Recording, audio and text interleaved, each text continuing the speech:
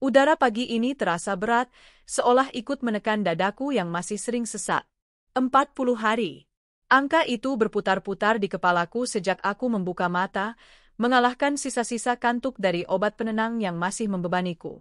40 hari sejak Bima, suamiku, dinyatakan meninggal. Aku menatap pantulanku di cermin. Pucat. Pipi tirus dan mata yang cekung adalah saksi bisu dari koma yang merenggutku selama berminggu-minggu. Koma yang sama, yang membuatku absen di hari terakhir Bima di dunia ini. Ibu sudah siap? Suara mungil itu menarikku kembali. Rian, putra kami yang berusia 6 tahun, berdiri di ambang pintu kamar. Ia sudah rapi dengan kemeja kotak-kotak birunya, kemeja favorit yang dipilihkan Bima untuk ulang tahunnya. Hati Rian lebih kuat dari baja. Atau mungkin, ia terlalu kecil untuk mengerti arti kehilangan yang sesungguhnya. Saat kecelakaan itu terjadi, aku dan Bima berada di mobil yang berbeda. Aku selamat, meski harus terbaring antara hidup dan mati. Bima tidak. Setidaknya, itulah yang dikatakan ibu mertuaku. Arini, katanya di sisiku, begitu aku siuman. Matanya bengkak, namun tatapannya aneh. Yang sabar, ya, Nat. Bima sudah pergi. Duniaku runtuh untuk kedua kalinya. Pertama saat divonis koma, kedua saat tahu aku takkan pernah lagi melihat senyum suamiku. Ibu mertuaku, Bu Wati, yang mengurus semuanya. Pemakaman Bima dilangsungkan di kota kelahiran mereka, jauh dari sini. Katanya, agar dekat dengan leluhur. Dan Rian? Dia masih terlalu kecil, Arini.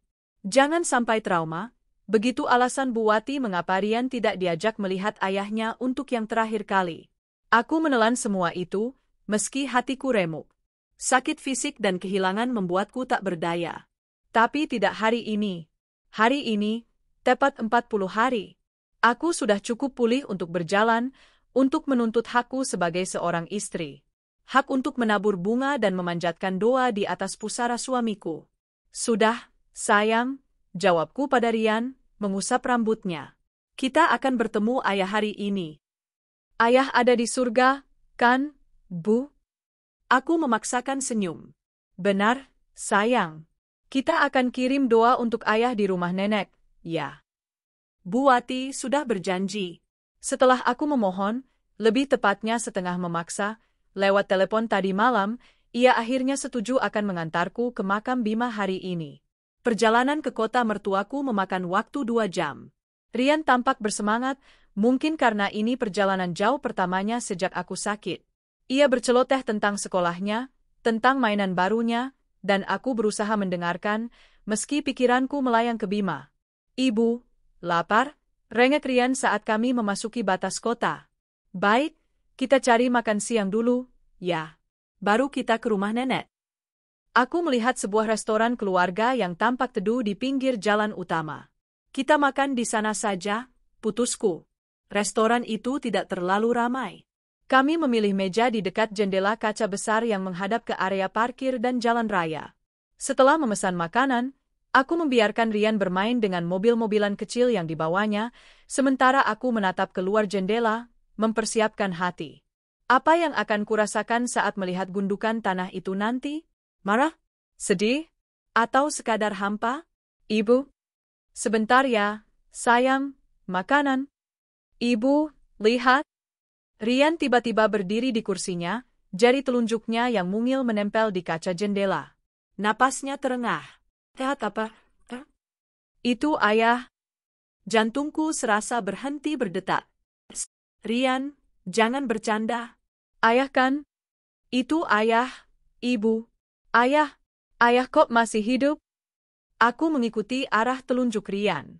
Di seberang jalan, di depan sebuah ruko yang menjual perlengkapan bayi, seorang pria baru saja keluar dari mobil sedan hitam yang sangat kukenali. Mobil Bima.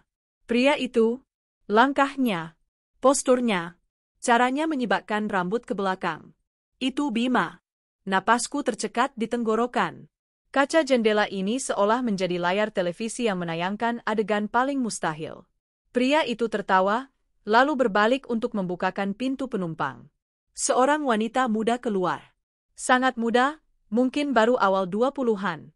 Cantik, dengan rambut panjang tergerai dan pakaian modis yang membalut tubuh rampingnya. Ayah peluk tante cantik, pekik Rian. Benar saja. Pria yang mirip Bima itu.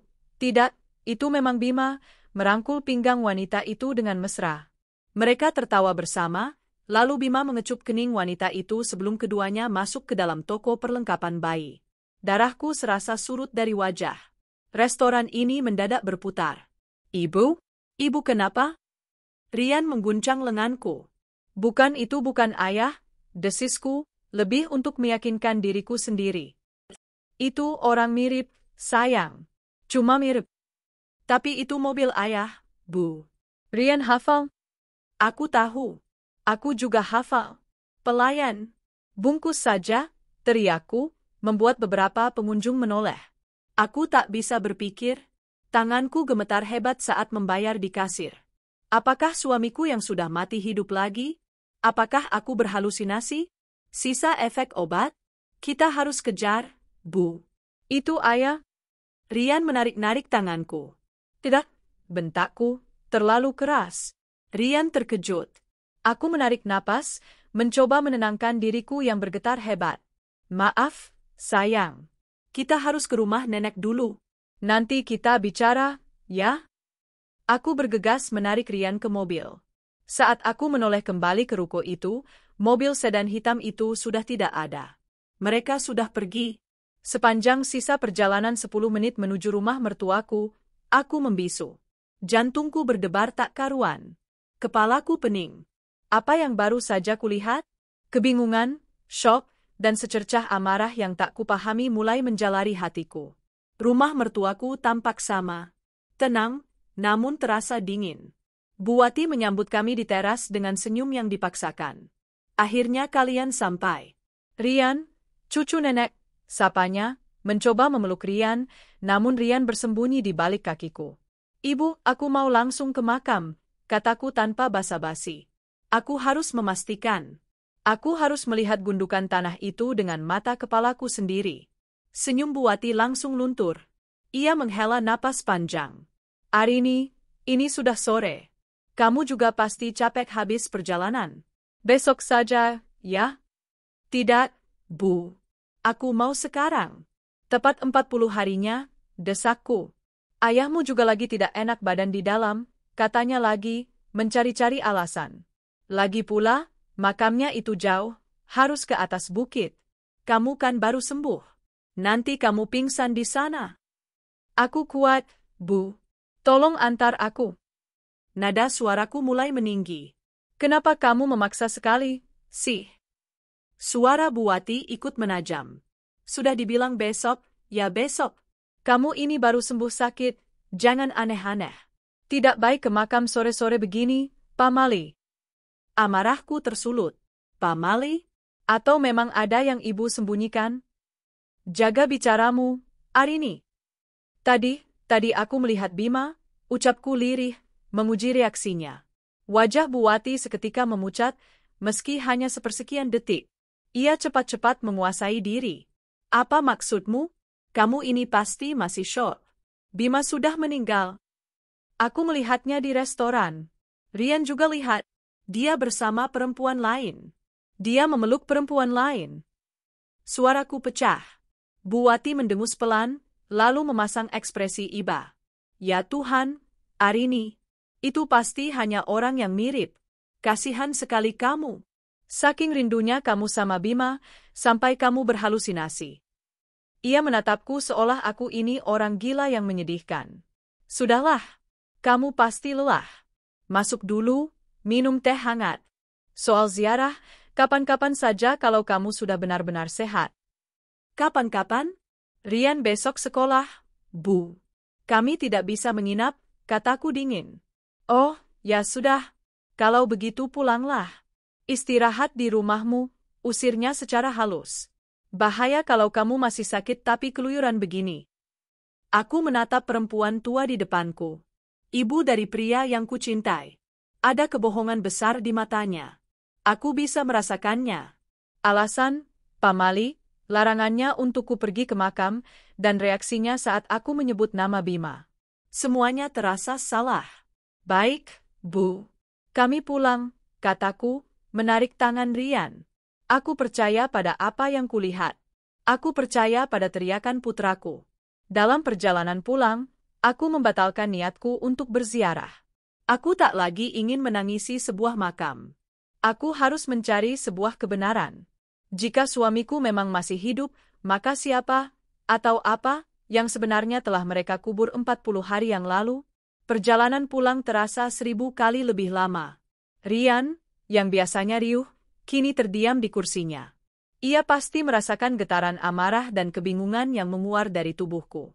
Ibu, panggilnya pelan, saat kami hampir tiba di rumah.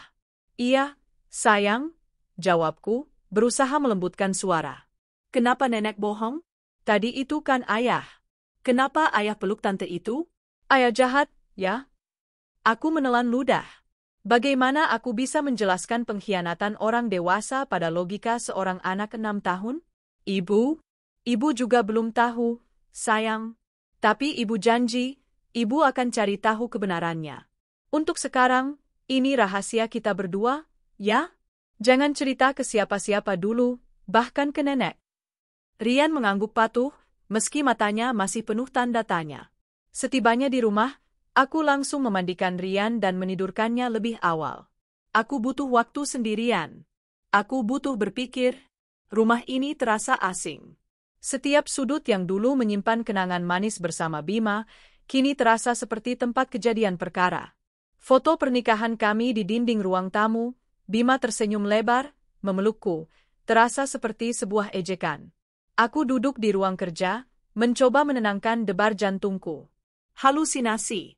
Kata-kata ibu mertuaku terngiang-ngiang. Apakah aku memang gila? Apakah sisa koma itu merusak otakku? Apakah kerinduanku pada Bima begitu dalam sehingga aku menciptakan bayangannya sendiri, lalu menambahkan drama perselingkuhan untuk menyabotase ingatanku sendiri? Tidak. Rian melihatnya. Rian yang mengatakannya lebih dulu. Ayah peluk tante cantik. Lalu, apa? Bima punya kembaran? Tidak mungkin. Aku sudah menikah dengannya 8 tahun. Jalan buntu ini membuatku frustrasi. Aku butuh bukti. Sesuatu yang nyata, yang bisa kupegang, yang membuktikan bahwa aku tidak gila. Ponselku bergetar di atas meja. Nama, Sandra, tertera di layar. Sandra adalah sahabat terdekatku sejak kuliah. Kami juga rekan bisnis di sebuah butik kecil yang kami rintis bersama. Dia salah satu dari sedikit orang yang tahu seluk-beluk kehidupanku. Halo, San, sapaku, suaraku serak. Rin, astaga, akhirnya kamu angkat. Kamu di mana? Aku telepon dari kemarin nggak diangkat-angkat. Gimana keadaanmu? Suara Sandra terdengar cemas. Aku baru pulang dari rumah mertuaku. Ziarah? Gimana, Rin? Kamu baik-baik aja? Aku terdiam.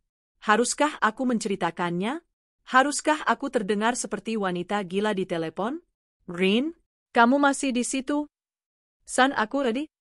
Tunggu, Rin, potong Sandra tiba-tiba. Nadanya berubah serius. Sebenarnya, aku telepon bukan cuma mau tanya kabar. Aku mau bilang sesuatu. Sesuatu yang sangat aneh.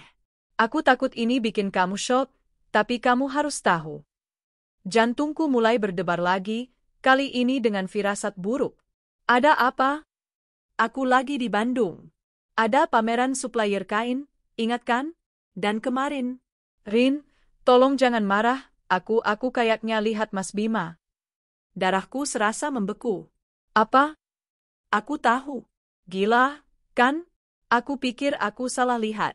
Waktu itu aku lagi makan di restoran hotel. Dia lewat. Mirip banget. Aku sampai panggil namanya, tapi dia nggak nengok. Dia jalan cepat sekali. Aku nggak yakin, Rin. Makanya kemarin aku nggak berani bilang. Aku takut kamu kepikiran. Mungkin cuma mirip.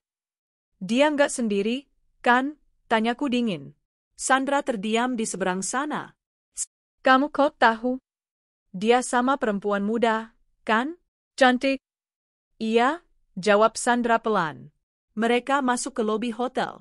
Rin, apa yang sebenarnya terjadi? Kamu ada fotonya? Desakku. Waktu itu aku kaget. Tapi tunggu. Tadi pagi, aku lihat mereka lagi di breakfast area. Aku ambil foto diam-diam. Aku niatnya mau kirim ke kamu, tanya ini siapa, apa mungkin kerabatnya? Tapi aku nggak enak. Aku kirim sekarang, ya? Tapi kamu janji, ini mungkin cuma orang mirip. Sebuah notifikasi pesan masuk. Jari-jariku gemetar saat membukanya. Foto itu tidak terlalu jernih, diambil dari jarak yang cukup jauh. Tapi tidak diragukan lagi. Pria itu adalah Bima. Dan wanita di sampingnya, yang sedang tertawa sambil menyuapkan sepotong buah ke mulut Bima, adalah wanita yang sama dengan yang kulihat di depan toko perlengkapan bayi. Kenyataan menghantamku seperti 1 ton batu bata. Aku tidak gila. Rian tidak salah lihat. Suamiku masih hidup. Rin? Arini? Kamu masih di sana? Itu Mas Bima. Iya, bisikku. Air mata yang kutahan sejak di rumah mertuaku akhirnya luruh. Tapi ini bukan air mata duka. Ini air mata kemarahan. 40 hari aku menangisi kematian palsunya. 40 hari aku merasa bersalah karena aku koma dan tidak bisa menemaninya. Sementara dia sedang memulai hidup baru dengan wanita lain. San, kataku, suaraku kini datar dan dingin, membuat Sandra mungkin bergidik. Aku mohon, jangan bilang siapa-siapa soal ini. Anggap kamu tidak pernah melihat mereka. Anggap kamu tidak pernah mengirim foto ini. Bisa? Tapi, Rin, itu artinya? Artinya aku dibohongi, potongku tajam. Suamiku memalsukan kematiannya. Telepon hening sejenak. Ya Tuhan, Arini, mertuamu. Mereka bersekongkol. Apa yang mau kamu lakukan? Aku akan cari tahu, desisku. Aku akan cari tahu semuanya. Setelah menutup telepon, aku tidak lagi menangis. Otakku bekerja dengan kecepatan penuh. Duka telah mati, berganti dengan logika yang menusuk. Jika dia memalsukan kematiannya, itu bukan hanya karena wanita. Itu pasti karena uang. Aset. Perusahaan. Perusahaan utama kami, sebuah manufaktur garmen besar di luar kota, adalah warisan dari almarhum ayahku. Aku yang memegangnya, namun Bimalah yang menjalankannya sehari-hari selama beberapa tahun terakhir, terutama sejak aku fokus mengurus Rian. Aku membuka laptop di ruang kerjaku. Tanganku bergerak cepat, membuka portal internet banking korporat. Username dan password yang biasa kugunakan. Akses ditolak. Silakan hubungi administrator Anda. Aku mencobanya lagi. Ditolak. Jantungku berdebar kencang. Aku beralih ke rekening pribadiku. Bisa. Saldonya utuh. Lalu rekening investasi gabungan. Akses ditolak. Dia mengunciku. Dia sudah mengunciku dari perusahaanku sendiri. Aku berlari ke brankas di balik lukisan. Aku memasukkan kode. Terbuka. Di dalamnya, surat-surat berharga, sertifikat rumah, perhiasan, tapi ada yang hilang. 3 map tebal berisi akta asli perusahaan dan beberapa sertifikat properti investasi atas nama kami berdua. Bima tahu kodenya. Dia merencanakannya, gumamku. Kapan? Saat aku koma? Aku teringat percakapan samar beberapa hari sebelum kecelakaan. Bima bilang dia ingin merapikan beberapa aset untuk alasan pajak. Dia memintaku menandatangani beberapa dokumen. Aku, yang terlalu percaya, menandatanganinya tanpa membaca detailnya.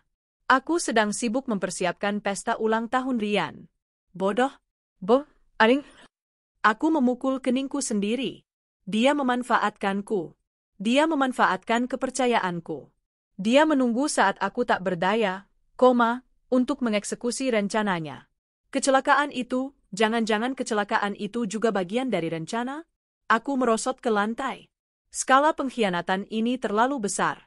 Ini bukan sekadar perselingkuhan. Ini adalah perampokan terencana. Dan ibu mertuaku? Dia adalah tamengnya. Dia yang memberiku kabar duka. Dia yang mengarang cerita pemakaman. Dia yang melarangku ke makam. Tentu saja, karena makam itu tidak ada. Atau lebih buruk makam itu ada, tapi isinya entah siapa. Rasa mual menyerangku. Mereka pikir aku hancur. Mereka pikir aku janda lemah yang patah hati dan baru pulih dari sakit. Mereka pikir aku akan percaya begitu saja pada cerita, orang mirip, dan halusinasi. Mereka salah. Aku berdiri, menghapus sisa air mata.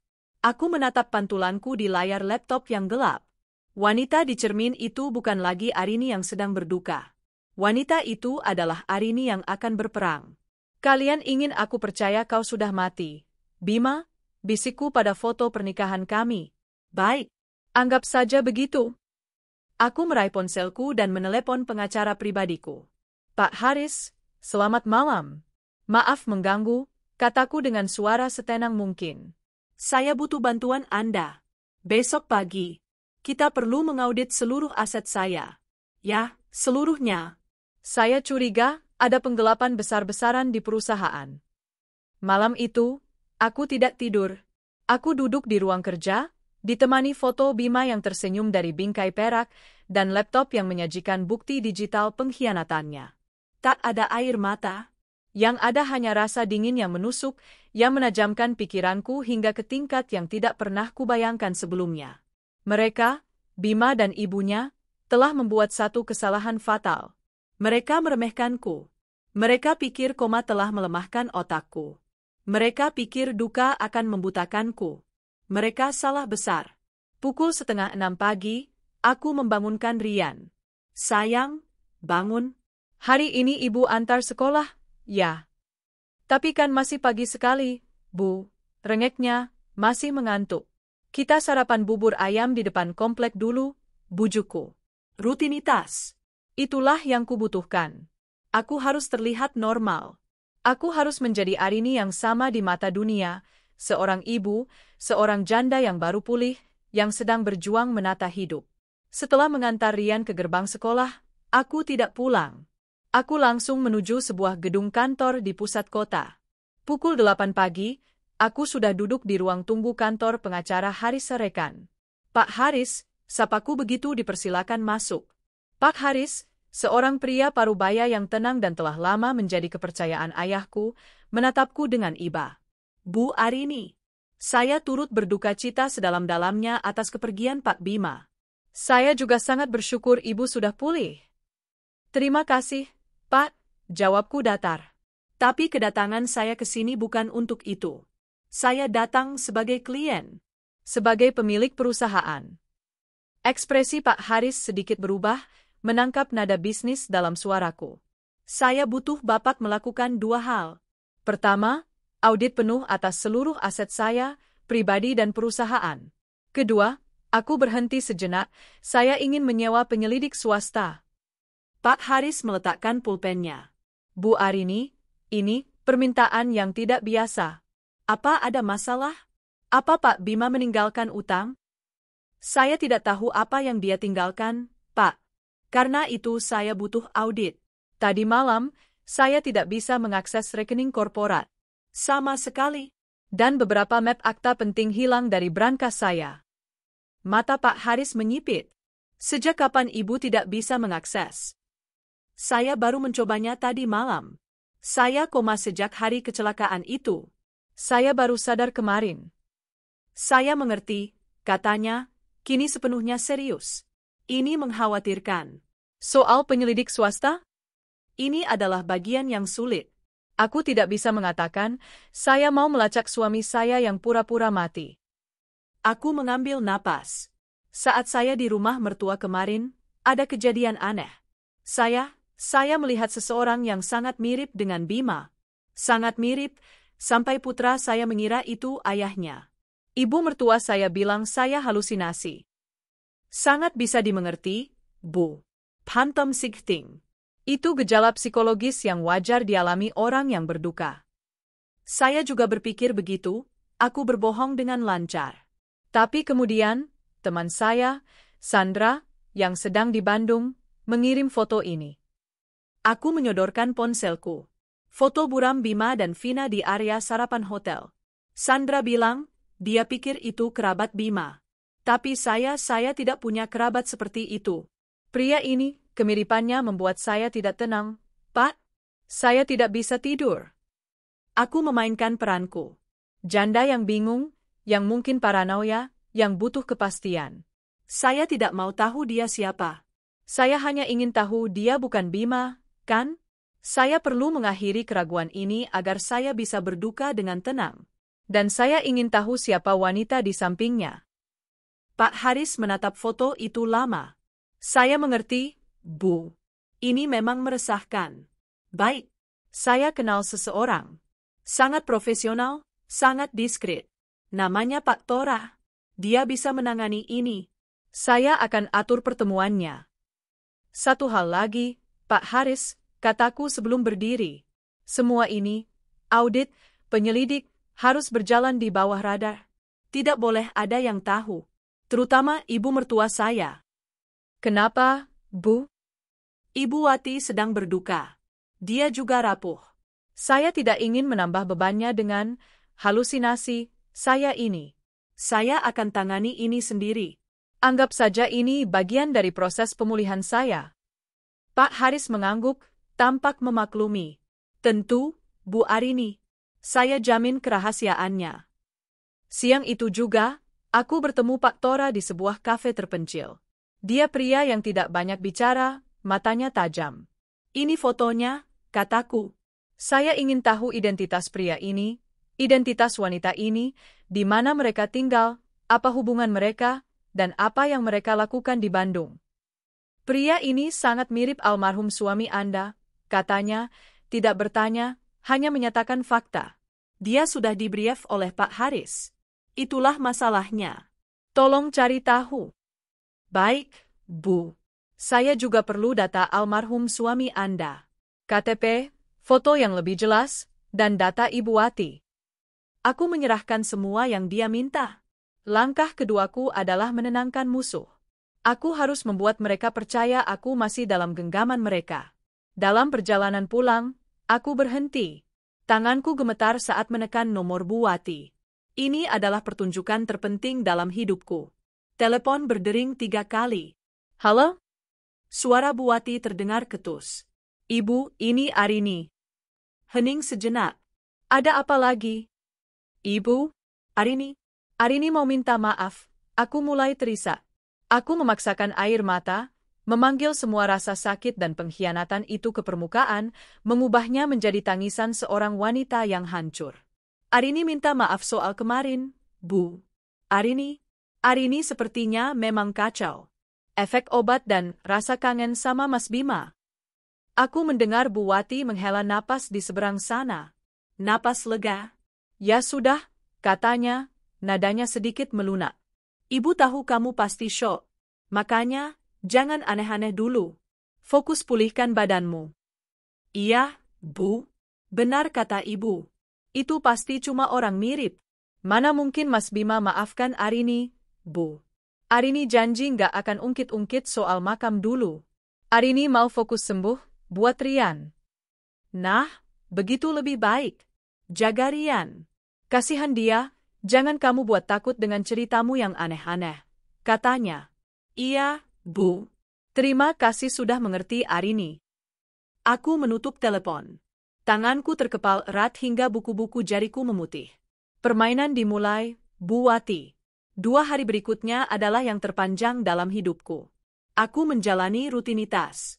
Mengantar Rian, memasak, membereskan rumah. Aku bahkan pergi ke butik, mengecek stok, dan mengobrol dengan Sandra. Tentu saja, aku tidak menceritakan detail soal pengacara dan Pi. Lalu, telepon pertama datang dari Pak Haris. Bu Arini, saya sudah mendapatkan akses ke beberapa rekening atas nama perusahaan. Ini tidak baik. Aku duduk tegak. Jelaskan. Ada serangkaian transfer besar-besaran yang terjadi dalam 3 bulan terakhir. Puncaknya 3 hari sebelum kecelakaan Anda. Hampir seluruh dana operasional dan laba ditahan perusahaan dialihkan ke rekening baru di sebuah bank swasta. Rekening atas nama siapa? Bima Aditama. Suami Anda. Jantungku berdebar. Lanjutkan. Dan soal dokumen yang Ibu tanda tangani. Saya berhasil mendapatkan salinannya dari notaris yang dipakai Pak Bima. Bu Arini, dokumen itu bukan untuk merapikan pajak. Itu adalah akta pengalihan saham. Ibu telah mengalihkan 90% kepemilikan perusahaan manufaktur warisan ayah ibu kepada Pak Bima. Aku menutup mata. Jadi, itu yang dia lakukan. Kapan saya tanda tangan? 5 hari sebelum kecelakaan. Dan parahnya, ada satu lagi. Surat kuasa mutlak untuk menjual. Ibu memberinya kuasa untuk menjual 3 properti kita di luar kota. Semuanya aset atas nama ibu. Jadi, secara hukum, perusahaan itu bukan lagi milikku. Secara hukum, kepemilikannya sudah beralih ke almarhum Pak Bima, yang artinya, sekarang, ahli warisnya adalah ibu dan Rian. Tapi uangnya sudah hilang, potongku. Dia mengosongkan rekening perusahaan setelah memilikinya secara sah, lalu dia meninggal. Tepat, dia memindahkan semua aset likuid sebelum dia meninggal, membuat perusahaan itu kini hanya cangkang kosong yang penuh utang. Pengkhianatan itu begitu rapi, begitu sempurna. Apa yang bisa kita lakukan, Pak? Ini rumit, Bu. Kita bisa menuntut akta itu atas dasar undue influence atau ketidakmampuan, mengingat kondisi ibu, tapi sekarang dia sudah meninggal. Kita hanya bisa mengejar asetnya yang tersisa.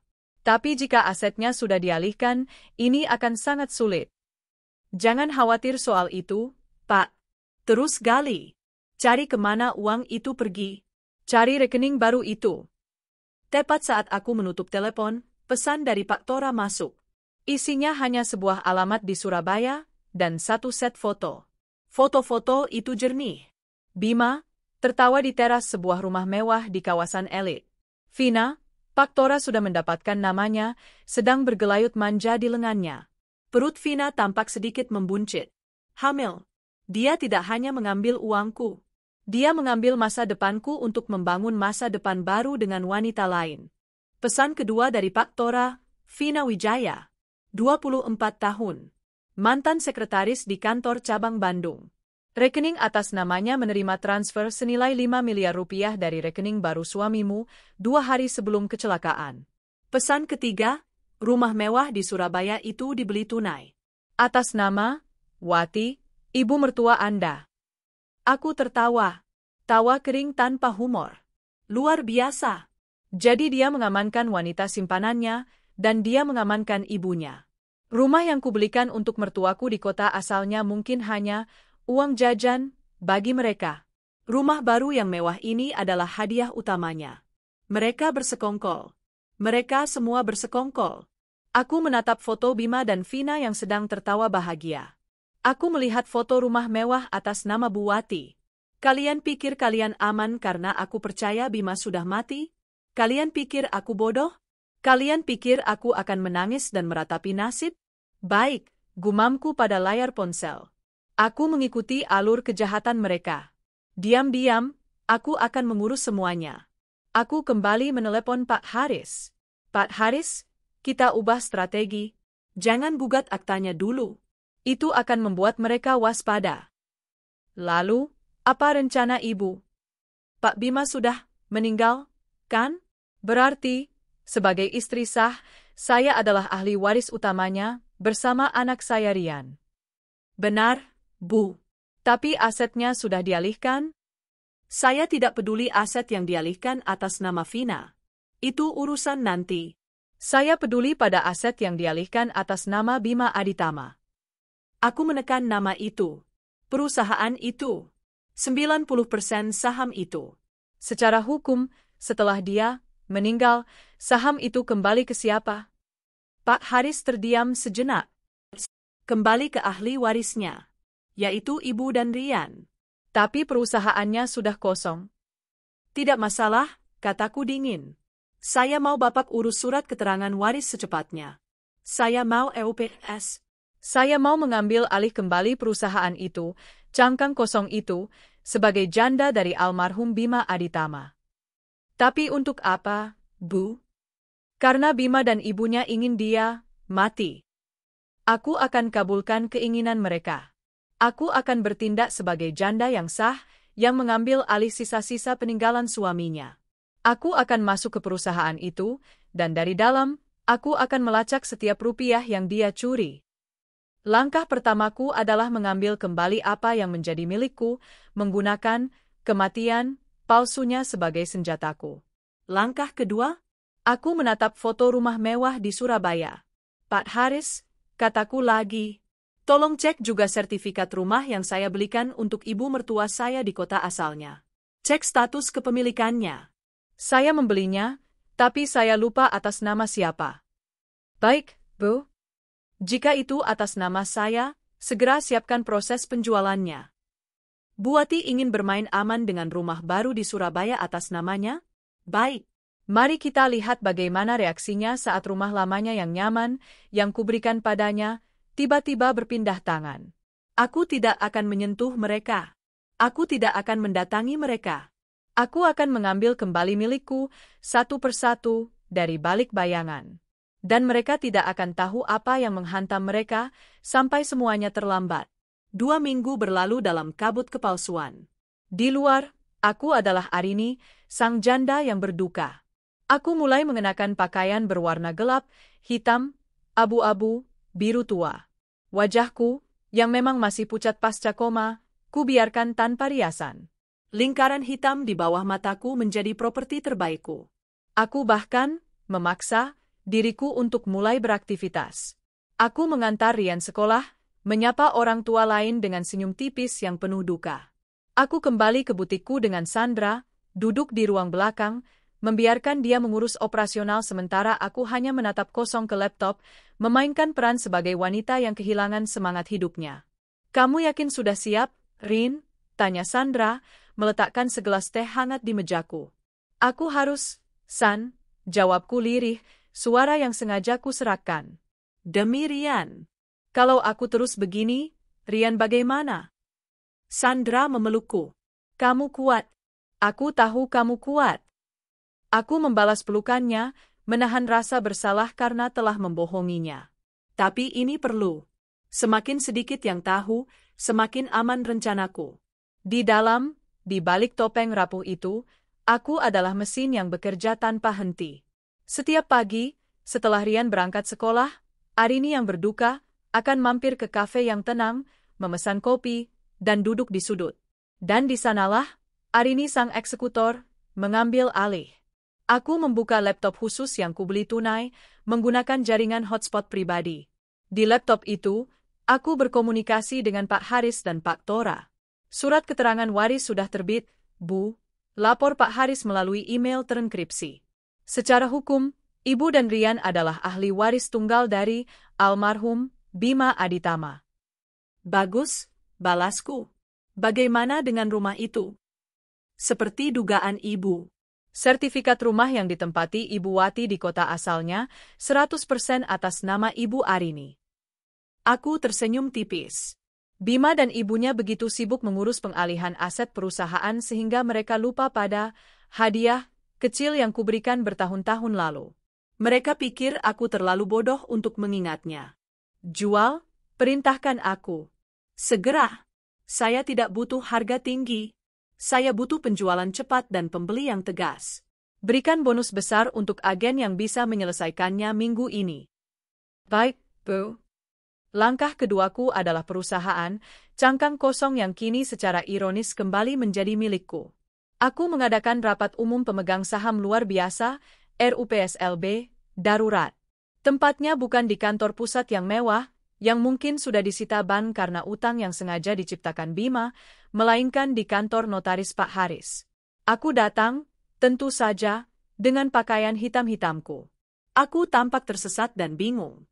Di hadapan notaris dan 2 direktur sisa yang ditinggalkan Bima, yang jelas-jelas kaki tangannya, aku memainkan peran terbaikku. "Bapak." Aku memulai, suaraku bergetar. Saya tidak mengerti bisnis ini. Saya hanya seorang istri yang ditinggalkan. Saya tahu suami saya, Mas Bima, meninggalkan banyak masalah." Kedua direktur itu, Pak Ridwan dan Pak Sastro, saling berpandangan. Aku bisa melihat kelegaan di mata mereka. Mereka melihatku sebagai janda bodoh yang pasrah. "Saya di sini hanya ingin membereskan apa yang tersisa," lanjutku, menyeka air mata yang tidak ada. "Saya perlu tahu, apa yang masih bisa diselamatkan?" Demi putra saya. Begini, Bu Arini, Pak Ridwan angkat bicara, nadanya merendahkan. Kondisi perusahaan sangat berat. Arus kas negatif. Utang menumpuk. Pak Bima, ya, beliau melakukan beberapa investasi berisiko tinggi sebelum insiden itu. Investasi? Tanyaku polos. Ya. Ke beberapa perusahaan offshore. Sayangnya, semua gagal total, kata Pak Sastro, menambahkan kebohongan di atas kebohongan. Saya mengerti, kataku. Pasti berat bagi kalian juga. Tapi, saya tetap harus tahu. Saya harus bertanggung jawab sebagai ahli waris. Saya ingin menunjuk auditor independen untuk masuk. Bukan untuk mencari kesalahan, aku buru-buru menambahkan, melihat wajah mereka menegang. Tapi hanya untuk menilai sisa aset. Mana yang bisa dijual untuk menutupi utang. Saya ingin membersihkan nama baik almarhum suami saya. Menjual ide, membersihkan nama baik, Bima adalah langkah jenius. Mereka langsung rileks. Tentu saja, auditor independen, itu adalah tim forensik keuangan pilihan Pak Haris. Tentu, Bu. Itu sangat bijaksana, kata Pak Ridwan, tersenyum licik. Mereka pikir, tidak ada lagi yang tersisa untuk diaudit. Mereka salah. Yang kuincar bukan sisa uang di rekening. Yang kuincar adalah jejak digitalnya. Sementara tim auditor mulai bekerja di bawah radar, aku mendapat kabar dari Pak Tora. Intelnya sempurna. Sebuah laporan lengkap dikirim dalam flash drive yang disamarkan. Isinya, rekaman CCTV Bima dan Vina memasuki showroom mobil mewah di Surabaya. Foto-foto mereka di restoran mahal. Dan yang paling penting, salinan slip transfer. Bima memang licik, tapi dia juga arogan. Dia memindahkan uang puluhan miliar dari rekening perusahaan ke rekening pribadinya. Lalu, dari rekening pribadinya, dia menyebarkannya. 5 miliar ke Vina. 20 miliar ke rekening atas nama ibunya, Buati. Sisa puluhan miliar lainnya dia ubah menjadi aset di luar negeri. Tapi dia melakukan kesalahan. Dia mentransfer uang dari rekening pribadinya atas nama Bima Aditama. Dan sekarang, aku adalah ahli waris sah dari rekening almarhum Bima Aditama. Pak Haris, kataku dalam telepon singkat malam itu. Tim Anda sudah menemukan jejaknya. Sudah, Bu. Jelas sekali. Transfer ke Nona Vina dan Ibu Wati. Ini adalah penggelapan yang sangat jelas, dilakukan sebelum beliau meninggal. Bagus. Sekarang, kumpulkan semua bukti itu. Jangan lakukan apa-apa dulu. Kita kumpulkan amunisinya. Sekarang fokus pada Vina. Apa rencana Ibu? Dia hamil. Dia menerima 5 miliar. Dia pasti merasa aman. Pak Tora, cari tahu di mana dia akan melahirkan. Rumah sakit mana? Dokter siapa? Baik, Bu, jawab Pak Tora. Dan Pak Haris, segera urus surat cerai saya. Pak Haris terkejut. Cerai? Tapi, Pak Bima sudah? Dia masih hidup, Pak Haris, kataku, akhirnya melepaskan kebohongan itu pada pengacaraku. Saya punya bukti dia di Surabaya. Foto, video.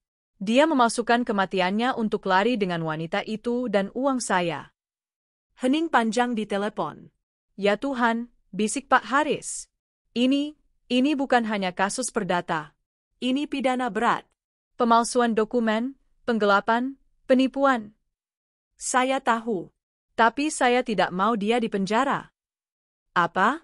Tapi, Bu, kalau dia dipenjara, uang saya tidak kembali. Dia akan jadi martir. Tidak.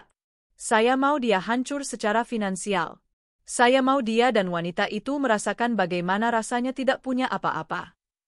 Saya mengerti, kata Pak Haris, nadanya kini sekeras baja.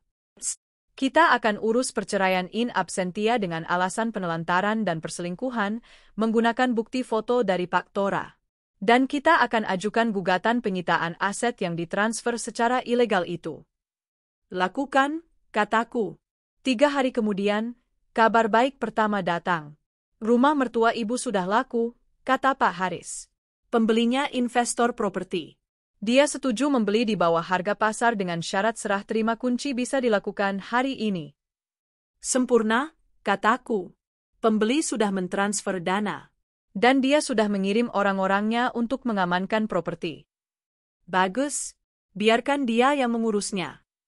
Aku tahu dari Pak Tora bahwa Bu Wati sedang tidak ada di rumah.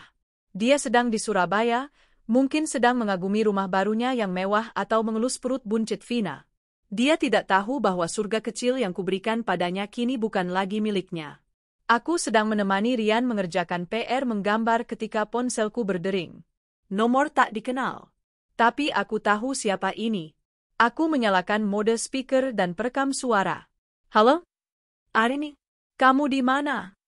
itu suara Bu Wati. Bukan suara lembut yang pura-pura iba. Ini adalah suara aslinya. Melengking, penuh amarah. Ibu? Ada apa, Bu? Tanyaku dengan nada bingung dan sedikit takut. Ibu baik-baik saja? Jangan pura-pura bodoh.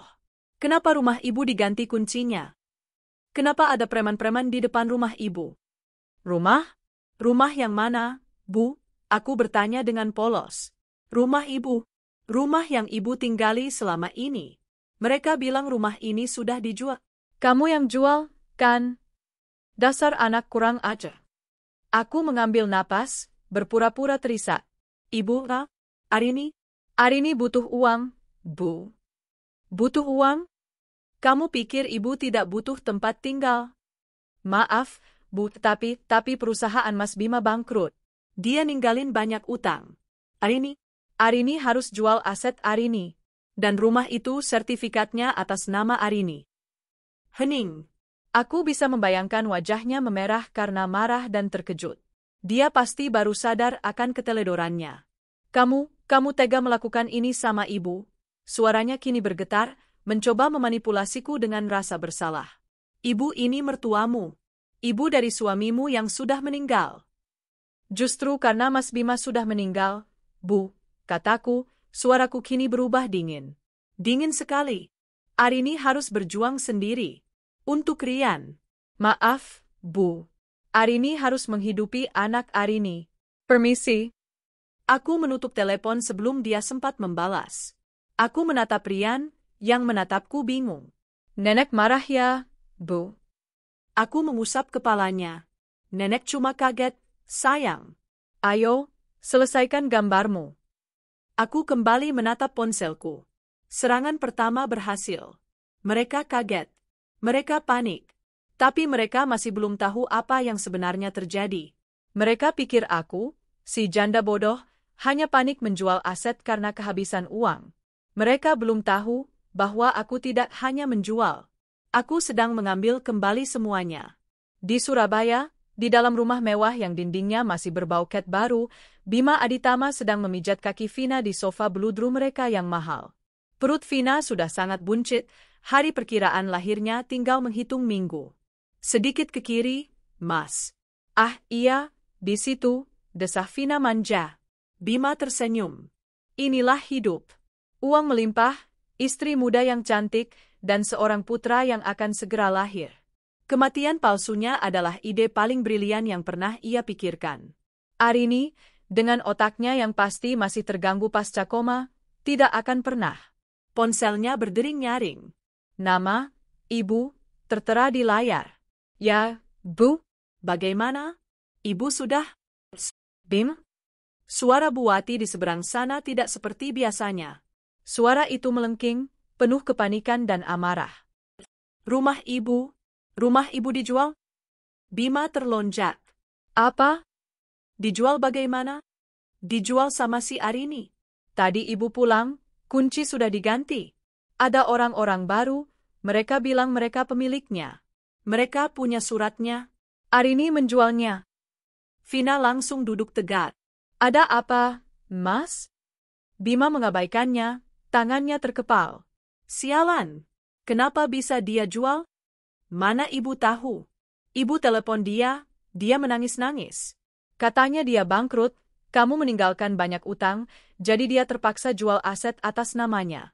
Kurang ajar. Dia mengusir ibu. Bima terdiam sejenak. Utang? Bangkrut?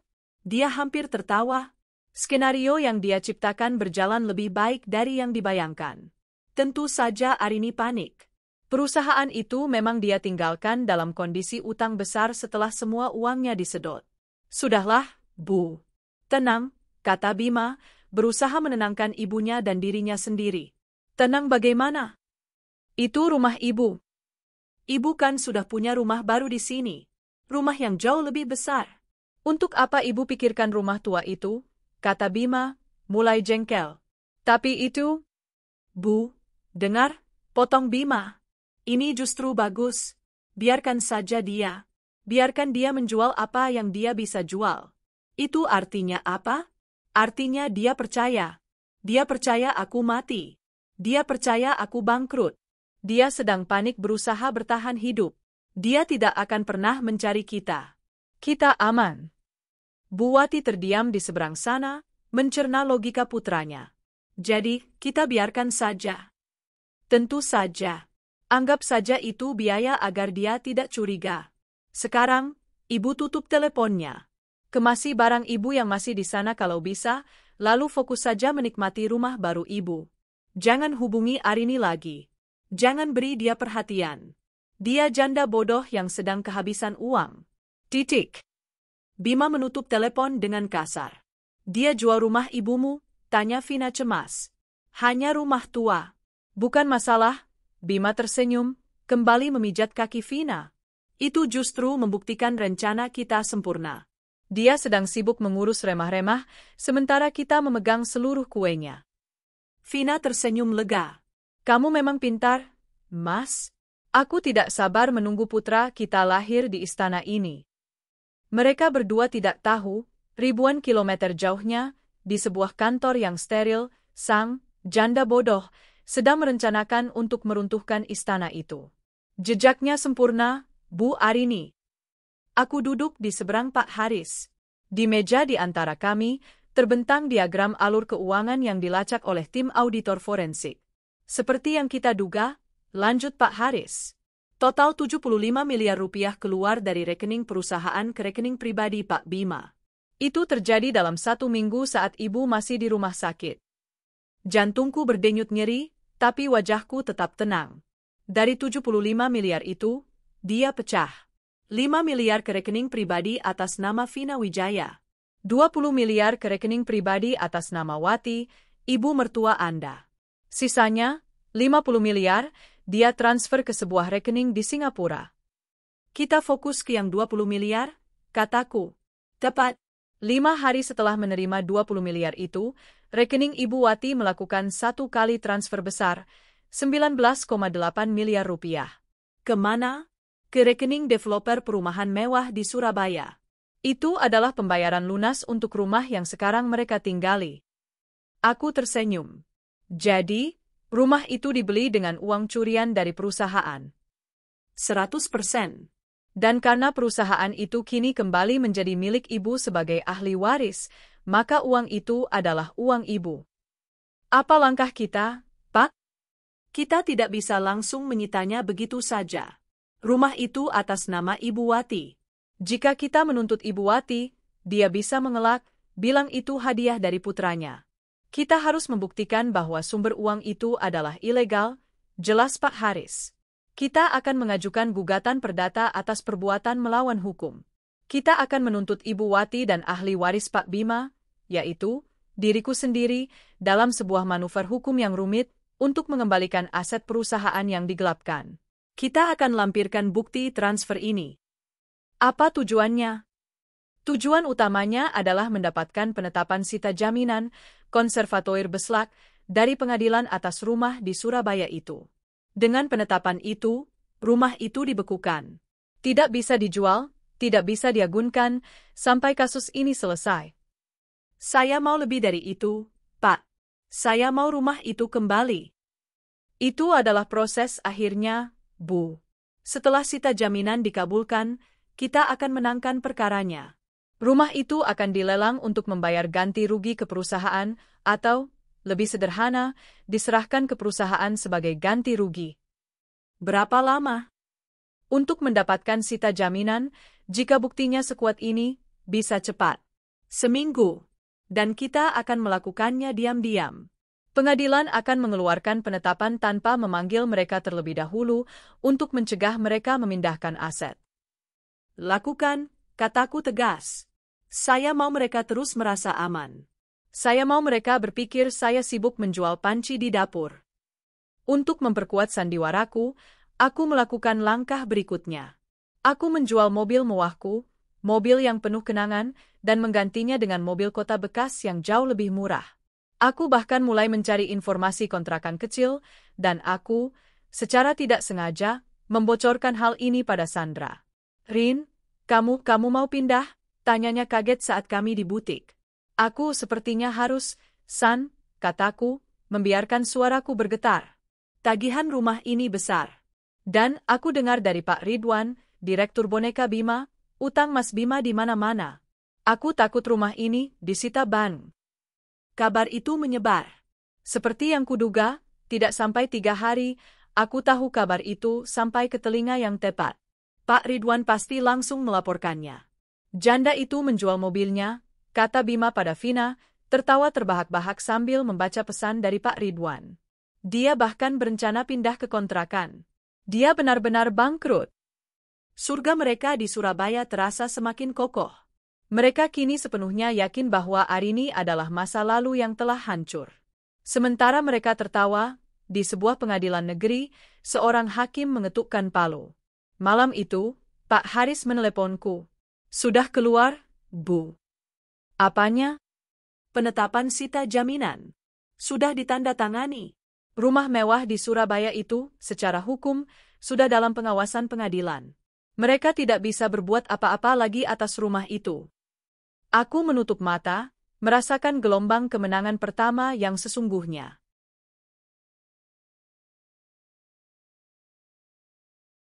"Kapan kita eksekusi?" tanyaku. Petugas juru sita pengadilan akan datang ke sana untuk menempelkan pengumuman sita.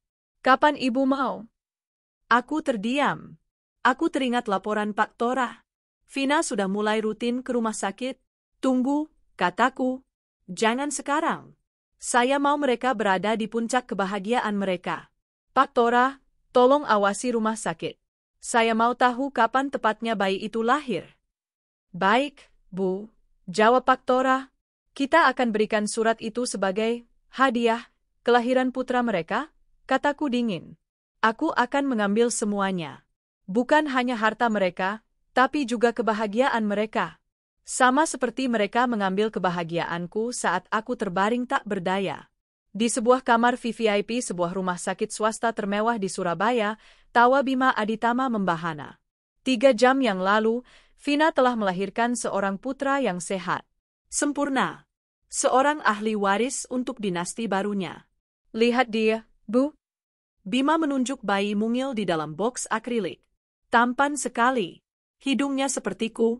Dia akan jadi raja. Bu Wati, yang duduk di sofa kulit, tersenyum bangga. "Tentu saja. Cucu nenek. Ini baru hidup yang sesungguhnya, Bima. Jauh dari perempuan pembawa sial itu." Vina, meski lelah pasca operasi sesar, tersenyum puas dari ranjangnya. Ia merasa seperti ratu. Ia telah memberikan Bima seorang putra. Posisinya aman. Rumah mewah, uang miliaran, dan kini seorang bayi. Ia telah memenangkan segalanya. Arini pasti sedang menangis di kontrakan sempitnya, ejek Bima, mengambil segelas sampanye dari meja, dia sudah menyiapkannya secara khusus. Dia menjual mobil bututnya untuk bayar utang yang aku tinggalkan.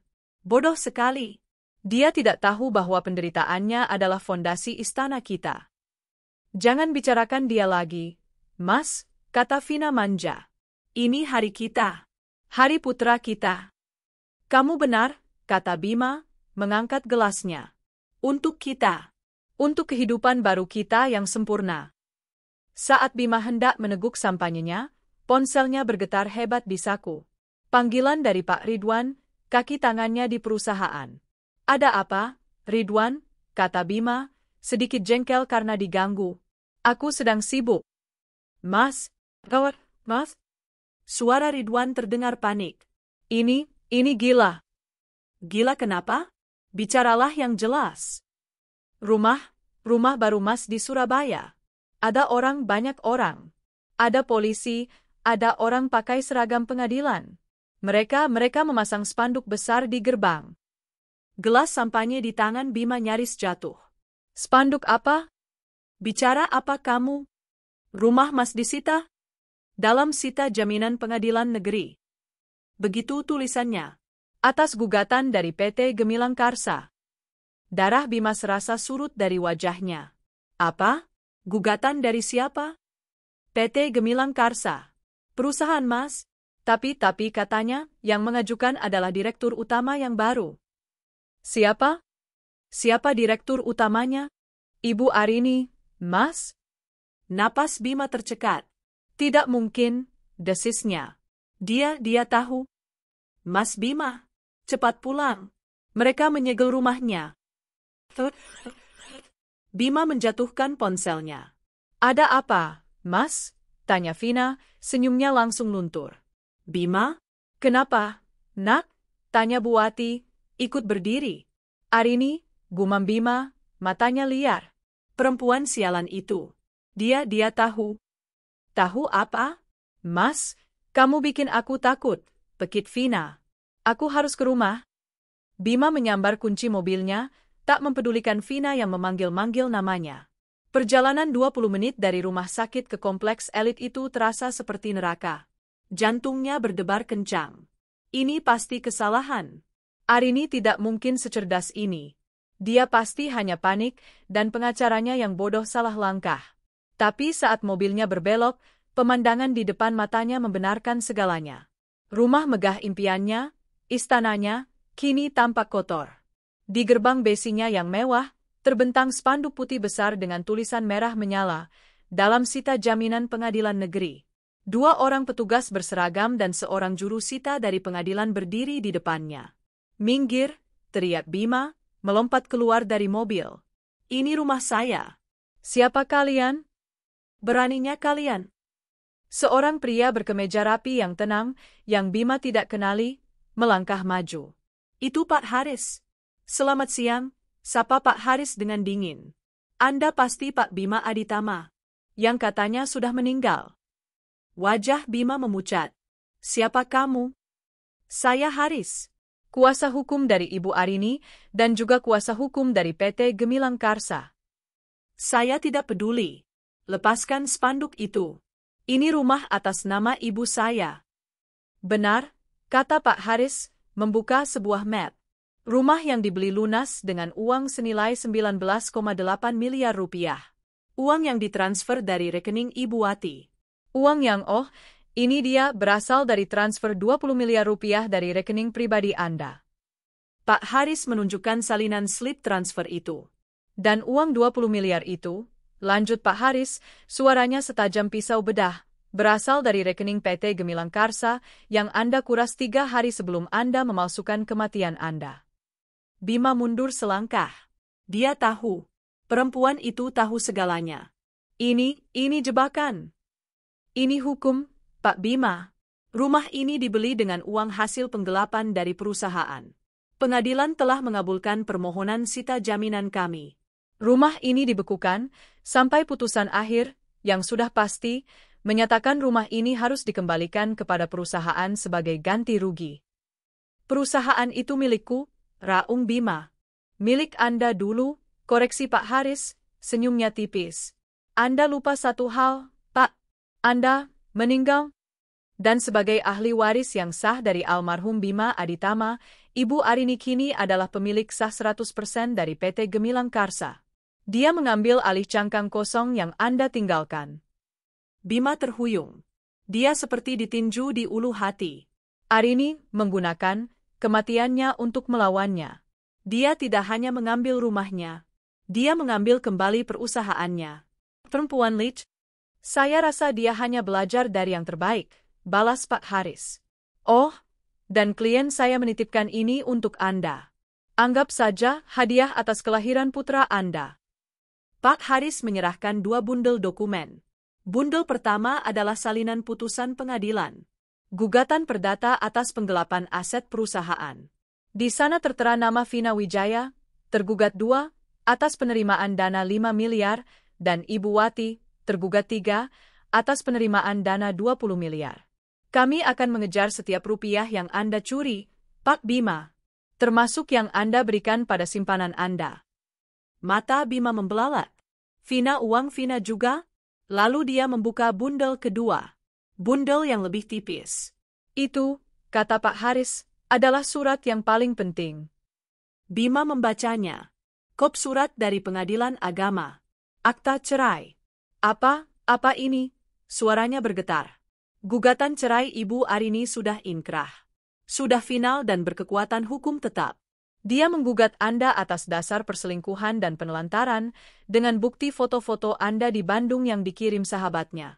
Pengadilan mengabulkannya dengan mudah karena Anda, sebagai tergugat, tidak pernah hadir dalam persidangan. Tentu saja tidak. Anda kan sibuk meninggal. Bima meremas kertas itu.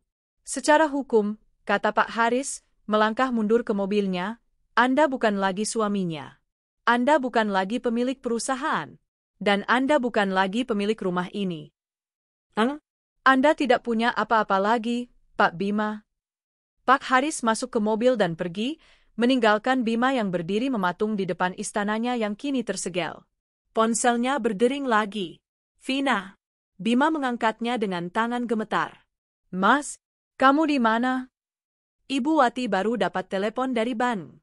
Rekening Ibu Wati diblokir. Uang 20 miliar itu dibekukan pengadilan. Suara Vina histeris. Dan rekeningku juga. Uang 5 miliarku nggak bisa ditarik. Ada apa ini, Mas? Katakan ada apa? Bima menatap nanar spanduk di depannya. Dia menatap akta cerai di tangannya. Surga yang dia bangun dengan susah payah, yang dia bayar dengan pengkhianatan dan kebohongannya, hancur dalam satu sore. Hancur, tepat di hari putranya lahir. Mas? Isak Vina di telepon. Mas, kita masih punya uang di Singapura, kan? Kita masih aman, kan? Bima tidak menjawab. Dia tahu, jika Arini bisa menemukan rekening Vina dan ibunya, hanya masalah waktu sampai dia menemukan rekening di Singapura. Dia kira dia sedang bermain catur, padahal Arini sudah mengambil rajanya bahkan sebelum dia sempat berpikir. Kita hancur, bisik Bima. Surga mereka, dalam sekejap mata, telah berubah menjadi neraka. Ima tidak ingat bagaimana dia bisa kembali ke rumah sakit. Dia mengemudi dalam keadaan linglung, akta cerai dan salinan surat sita jaminan terasa membakar di kursi penumpang.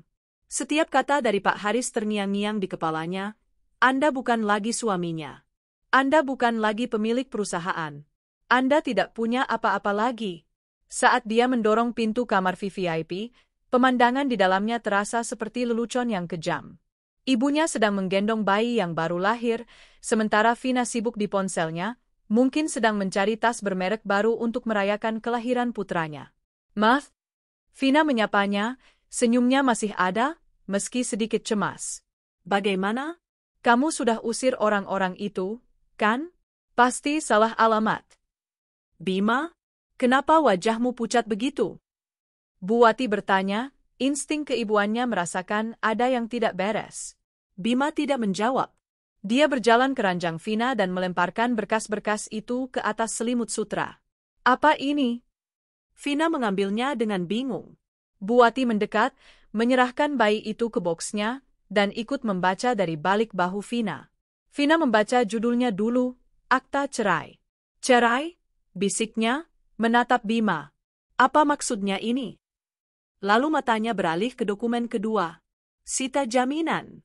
Matanya membelalak ngeri saat membaca nama-nama tergugat, Bima Aditama, Vina Wijaya, Wati. Rekeningku, uang 5 miliar. Kenapa namaku ada di sini? Kenapa rekeningku dibekukan? Pekit Vina, suaranya melengking tinggi, mengabaikan rasa sakit pasca operasinya. Dia tahu, desis Bima, suaranya serak. Arini, dia tahu semuanya. Dari awal. Bagaimana bisa? Raung Bu Wati. Perempuan itu, perempuan licik itu. Dia pura-pura hancur. Dia pura-pura bangkrut, kata Bima, tertawa kering. Saat kita menertawakannya menjual mobil, dia sedang bekerja dengan pengacara. Saat dia menjual rumah ibu, Itu bukan karena panik. Itu tembakan peringatan. Rumah itu rumahku. Buati terhuyung dan duduk di sofa. Dan rumah kita juga, teriak Vina, air matanya mulai mengalir. Rumah atas nama ibumu itu disita. Uangku juga disita. Mas, jawab aku. Uangku. Habis. Semuanya habis. Bima akhirnya meledak, meninju dinding kamar. Dia mengambil kembali perusahaannya. Dia menggunakan surat kematian palsuku untuk menjadi ahli waris. Dia mengambil alih cangkang kosong itu dan menggunakannya untuk menuntut kita semua atas uang yang aku ambil. Keheningan yang mencekam memenuhi ruangan. Satu-satunya suara adalah napas mereka yang terengah-engah dan gumaman samar dari bayi yang baru lahir. Vina menatap Bima dengan tatapan yang belum pernah dilihat Bima sebelumnya. Bukan cinta, bukan kekaguman, tapi kebencian murni. Kamu bilang dia bodoh, bisik Vina, suaranya bergetar. Kamu bilang dia lemah. Kamu bilang aku aman. Kamu yang bodoh. Jaga mulutmu, bentak Buati. Ini semua gara-gara kamu. Kalau kamu tidak menggoda anakku, semua ini tidak akan terjadi. Aku? Vina tertawa histeris. Aku perusaknya, anakmu yang datang padaku. Dia yang merencanakan semua ini. Dan kamu yang membantunya berbohong. Kamu yang bilang dia mati. Kalian berdua penipu. Cukup, teriak Bima. Tidak cukup, pekik Vina, mencoba duduk tegak meski kesakitan. Lalu sekarang bagaimana? Kita tidak punya rumah. Kita tidak punya uang. Aku baru melahirkan. Kamu mau kita jadi gelandangan? Tuk, tuk, tuk. Pintu kamar diketuk pelan. Seorang perawat masuk dengan senyum ramah, membawa nampan berisi tagihan. Permisi, Pak, Bu. Berhubung ini sudah ganti hari dan bayinya sudah lahir, bagian administrasi menitipkan ini. Total tagihan kamar VVIP dan biaya persalinan sesar. Perawat itu meletakkan sebuah map tipis di meja. Bima, Vina, dan Buati menatap map itu seolah itu adalah sebuah bom. Dengan tangan gemetar, Bima membukanya. Angka yang tertera di sana membuatnya mual. Ratusan juta rupiah. Biaya yang beberapa hari lalu terasa seperti uang receh baginya. Bagaimana kita bayar ini? Bisik Buati, wajahnya pucat pasi. Bima tidak menjawab. Dia merogoh sakunya, mengambil ponsel. Harapan terakhirnya. Singapura, gumamnya. Uang di Singapura. Dia tidak mungkin bisa menyentuh itu. Dia membuka aplikasi bank internasionalnya. Mengetikkan kata sandinya. Menunggu. Layar ponselnya memerah. Rekening dibekukan. Menunggu investigasi atas permintaan terkait aktivitas penipuan. Ponsel itu terlepas dari genggamannya. Selesai. Benar-benar selesai. Arini tidak hanya memotong dahan. Dia telah mencabut akarnya. Mas? Vina menatapnya, harapan terakhir di matanya. Bima hanya menggelengkan kepalanya pelan. Tidak, isak Vina. Tidak. Kita harus pergi dari sini, kata Bima, suaranya kini mati. Kita tidak bisa bayar. Pergi kemana? Jerit Buati. Rumah ibu sudah dijual. Rumahmu di sana? Bima menatap Vina. Dia menatap ibunya. Lalu dia menatap bayi di dalam box, yang baru beberapa jam merasakan kemewahan dunia. Bima mulai melepas jam tangan mewahnya. Ini, katanya pada ibunya. Pergi ke bagian administrasi. Tanyakan apa ini cukup untuk jaminan. Bima? Buati menangis. Pergi, Bu. Buati bergegas keluar. Vina menangis terseduh-seduh di ranjangnya. Tangisannya bukan lagi tangisan manja, tapi tangisan putus asa yang memilukan. Bima memungut akta cerai itu. Dia menatap nama Arini. Dia kira dia telah membunuh Arini secara perlahan, meninggalkannya dalam koma dan kebangkrutan. Tapi ternyata, dialah yang telah mati. Dan Arinilah yang baru saja bangkit dari kubur. Sementara itu, di rumahnya, Arini sedang memasukkan beberapa pakaian Rian ke dalam koper. Bukan koper untuk pindah ke kontrakan, tapi koper untuk liburan. Ponselnya berdering. Pak Haris, bagaimana? Tanyanya tenang. Sesuai rencana, Bu. Mereka panik. Mereka tidak bisa membayar tagihan rumah sakit. Pak Bima baru saja menyerahkan jam tangan mewahnya sebagai jaminan agar mereka bisa keluar. Rekening Singapura? Tim kami di sana bergerak cepat. Dibekukan pagi tadi, tepat setelah sita jaminan di Surabaya dieksekusi. Bagus. Mereka sudah keluar dari rumah sakit, Bu. Bertiga, ditambah seorang bayi. Mereka baru saja naik taksi. Sepertinya mereka tidak tahu harus kemana. Arini menutup matanya sejenak. Dia tidak merasakan kegembiraan. Dia tidak merasakan balas dendam yang manis. Yang dia rasakan hanyalah kelegaan. Beban yang selama ini menghimpit dadanya akhirnya terangkat. Bagus, Pak Haris. Terima kasih atas kerja keras Anda. Terus pantau rekening-rekening itu. Pastikan setiap rupiah kembali ke perusahaan. Saya mau istirahat dulu. Baik, Bu Arini. Selamat berlibur. Ibu pantas mendapatkannya. Arini menutup telepon. Ibu, sudah selesai? Rian berlari masuk, membawa tas ransel bergambar dinosaurus. Kita jadi ke pantai, kan? Tentu saja, sayang, kata Arini, mengusap kepala putranya. Di atas meja, tergeletak setumpuk foto lama. Foto pernikahan. Foto liburan. Foto Bima sedang menggendong Rian saat Rian masih bayi. Arini mengambil foto-foto itu. Dia menatap wajah pria yang pernah dia cintai. Pria yang meninggalkannya saat dia koma. Pria yang pura-pura mati.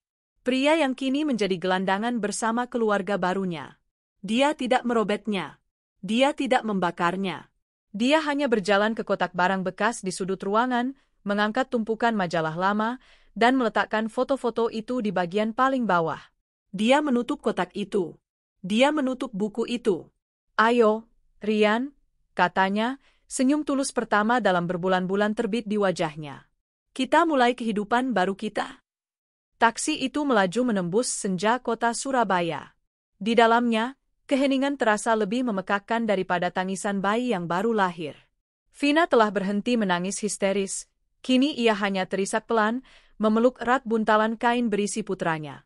Jahitan operasinya berdenyut nyeri setiap kali taksi mengerem. Buati duduk di sudut, matanya menatap kosong keluar jendela, mulutnya tak henti-hentinya bergumam. Ya Tuhan, mimpi apa ini? Bima duduk di depan, di samping sopir, bahunya merosot.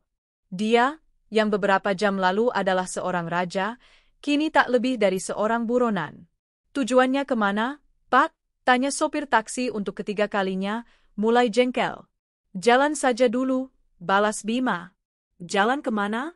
Argometernya jalan terus, Pak. Ke ATM terdekat, putus Bima. Masih ada satu harapan. Satu rekening pribadi yang dia buat dengan nama samaran, jauh sebelum rencana besar ini. Rekening darurat. Taksi berhenti di depan sebuah minimarket. Bima turun, langkahnya berat. Dia memasukkan kartu. Mengetikkan PIN. Saldo Anda tidak mencukupi. Dia mencobanya lagi. Kartu Anda telah diblokir atas permintaan bank. Arini, entah bagaimana, perempuan itu, mantan istrinya, telah melacaknya. Dia tidak hanya mengambil apa yang Bima curi. Dia mengambil semuanya. Bima kembali ke taksi dengan wajah pucat. Tidak bisa, desisnya saat Vina menatapnya penuh harap. Semua diblokir. Apa? Jerit Vina, tangisnya meledak lagi. Lalu kita mau kemana? Kita tidak punya rumah. Kita tidak punya uang. Bima. Buati mencondongkan tubuhnya dari belakang. Telepon teman-temanmu. Minta pinjaman. Siapa saja? Bima tertawa kering. Teman? Mereka temanku karena uangku, Bu. Uang yang sekarang sudah tidak ada. Lalu bagaimana kita bayar taksi ini? Tanya Vina panik. Sopir taksi menepi di bawah lampu jalan yang temaram. Dia mematikan mesin. Sudah, Pak, Bu. Saya dengar semuanya. Argometernya sudah 120.000. Kalau tidak bisa bayar, silakan turun. Pak, tolong, Pak, Bima memohon. Sesuatu yang tidak pernah dia lakukan seumur hidupnya. Istri saya baru melahirkan. Semua orang punya masalah, Pak, kata sopir itu tak acuh. Saya juga harus setoran. Ambil ini. Bima melepas ponsel flagship terbarunya. Ini harganya 20 juta. Ambil saja. Anggap lunas. Sopir itu menatap ponsel itu, lalu menatap Bima. Dia mungkin melihat puluhan penipu sepertinya setiap hari. Saya tidak terima barang, Pak. Saya maunya uang. Kalau tidak ada, turun. Atau saya panggil polisi. Polisi? Kata itu menghantam Bima. Jika polisi datang, identitas palsunya akan terbongkar. Dia bisa dituntut karena pemalsuan kematian. Baik, kami turun, kata Bima. Kalah. Turun, bentak sopir itu. Satu persatu mereka keluar dari taksi. Vina melangkah dengan susah payah, memegangi perutnya.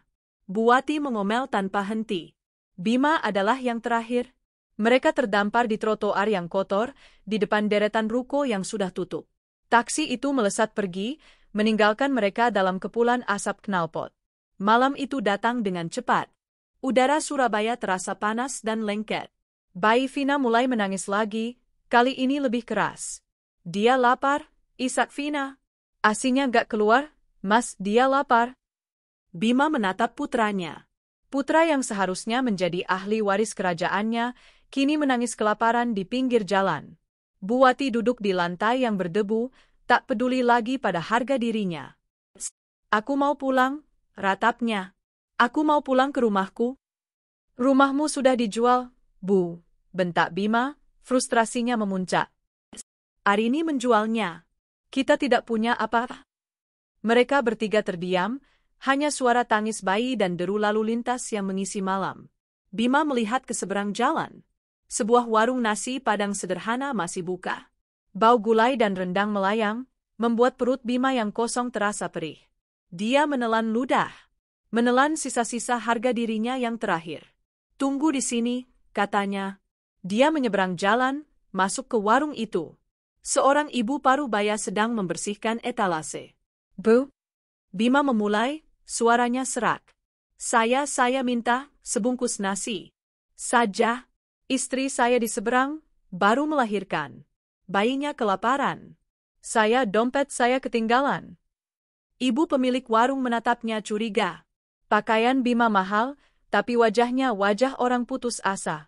Nggak bisa, Mas. Beli ya bayar, katanya ketus. Tolong, Bu. Saya bisa cuci piring. Apa saja, mohon Bima.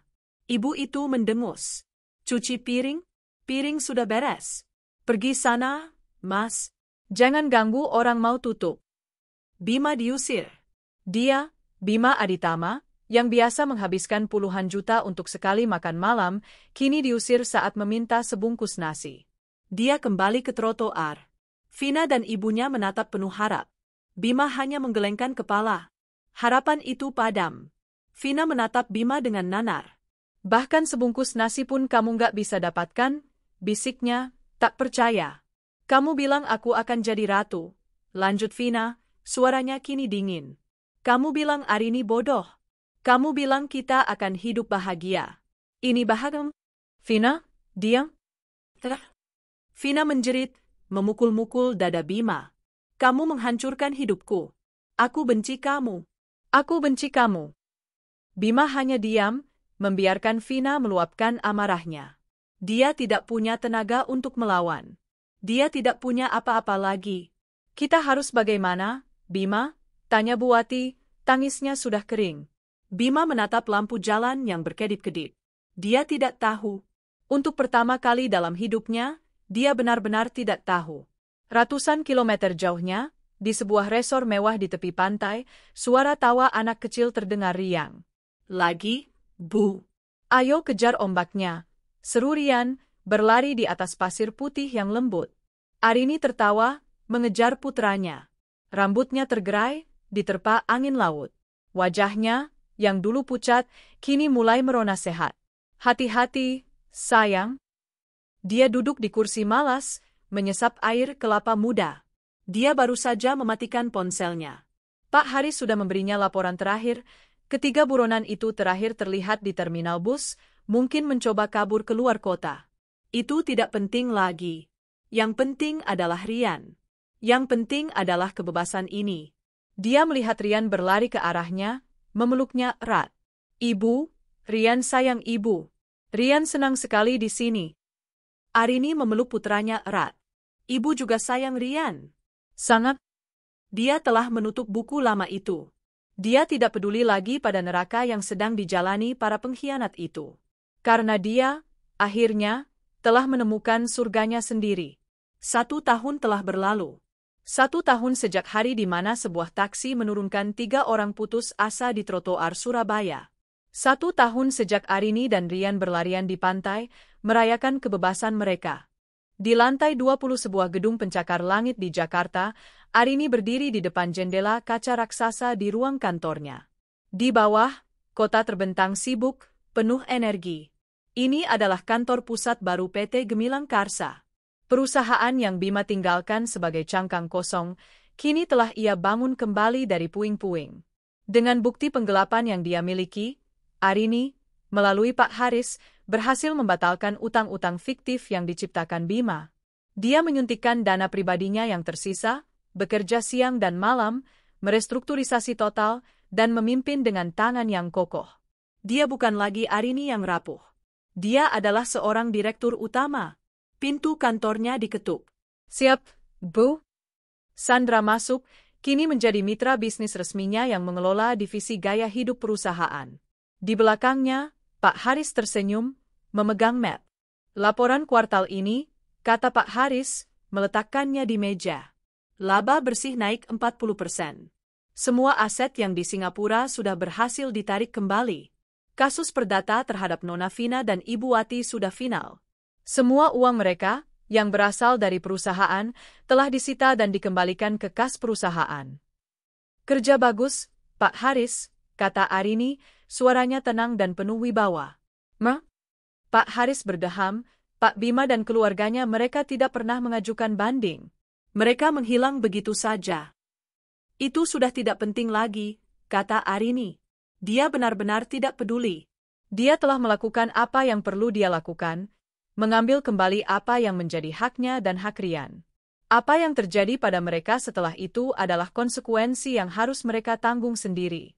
Setelah rapat singkat itu selesai, Arini duduk sendirian di mejanya. Dia membuka laci, mengambil sebuah bingkai foto. Bukan foto Bima, tapi foto Rian yang tersenyum lebar, mengenakan seragam barunya di sekolah internasional. Rian tumbuh menjadi anak yang cerdas, ceria, dan yang terpenting, dia tidak lagi menanyakan soal ayahnya. Sebuah email masuk ke laptopnya. Dari Pak Tora, sang penyelidik swasta. Ini adalah email yang tidak dia minta. Subjek, laporan penutup, sekadar informasi. Arini ragu sejenak. Sebagian dirinya ingin mengabaikannya. Tapi dia perlu tahu. Bukan karena dendam, tapi untuk benar-benar menutup buku. Dia membukanya. Isinya singkat. Pak Tora, atas inisiatifnya sendiri, telah melacak jejak mereka. Bima, Vina, dan Bu Wati telah kabur ke sebuah desa kecil terpencil di Jawa Tengah, tempat yang mereka pikir tidak akan bisa dilacak oleh siapapun. Laporan itu menyakitkan dalam kejujurannya. Bima, tanpa koneksi dan modal Arini, hanyalah pria arogan yang tidak memiliki keahlian apa-apa. Dia mencoba menipu beberapa warga lokal, namun gagal total. Dia kini menjadi pengangguran yang menghabiskan hari-harinya di warung kopi, berutang, dan menyalahkan semua orang kecuali dirinya sendiri.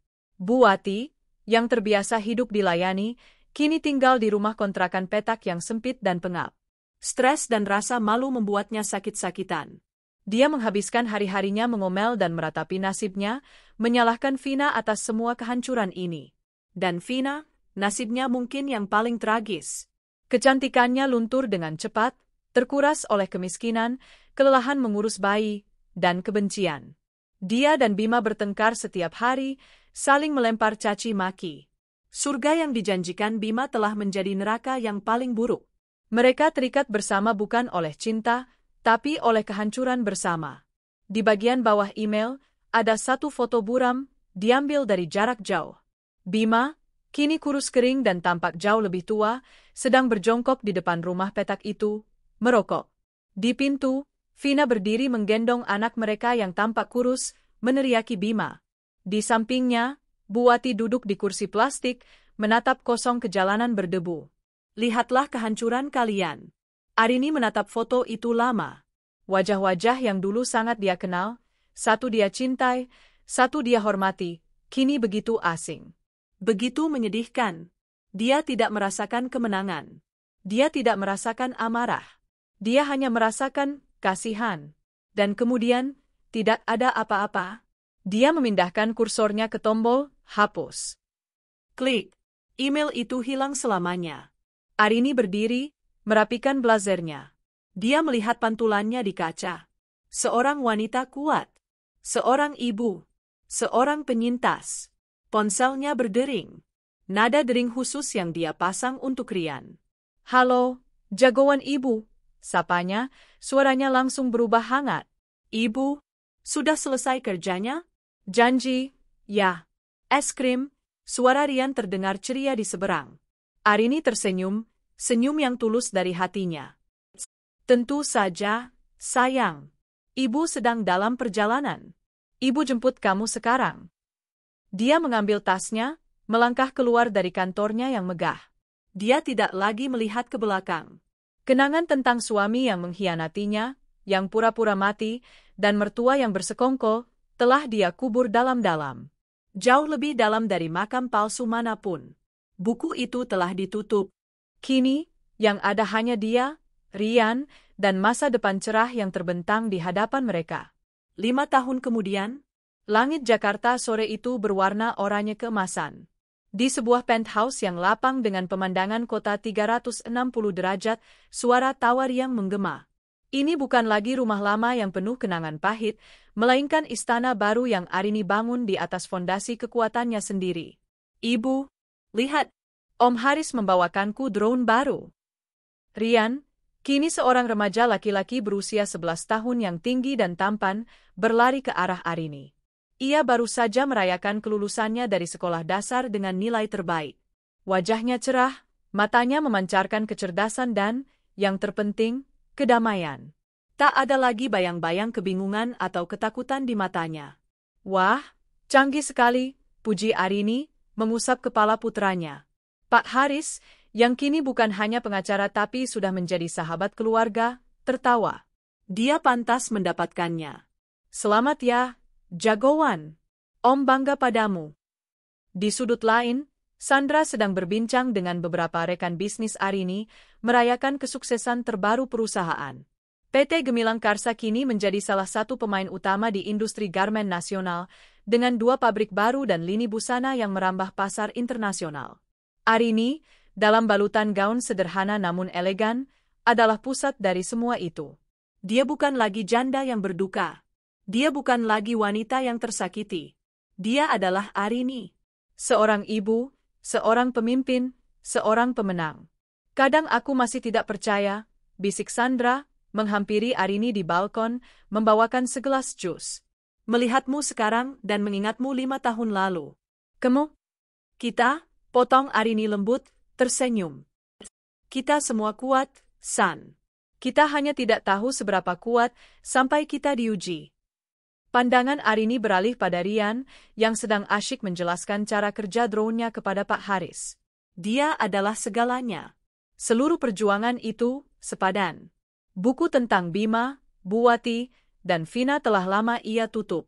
Begitu rapat, hingga debu pun tak bisa masuk.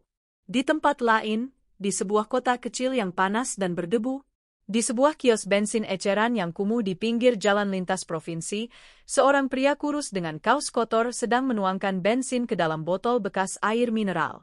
Wajahnya cekung, rambutnya menipis, dan batuk kering terus-menerus mengguncang tubuhnya. Dia tampak 15 tahun lebih tua dari usianya. Dia adalah Bima. Uang haram itu telah lama habis. Tanpa ijazah asli, yang tertinggal bersama Arini, tanpa koneksi, dan dengan harga diri yang hancur, dia terdampar. Dia dan sisa keluarganya pindah dari satu kontrakan ke kontrakan lain, dikejar utang, sampai akhirnya terdampar di kota kecil ini. Bima? Suara melengking itu datang dari dalam rumah petak di belakang kios.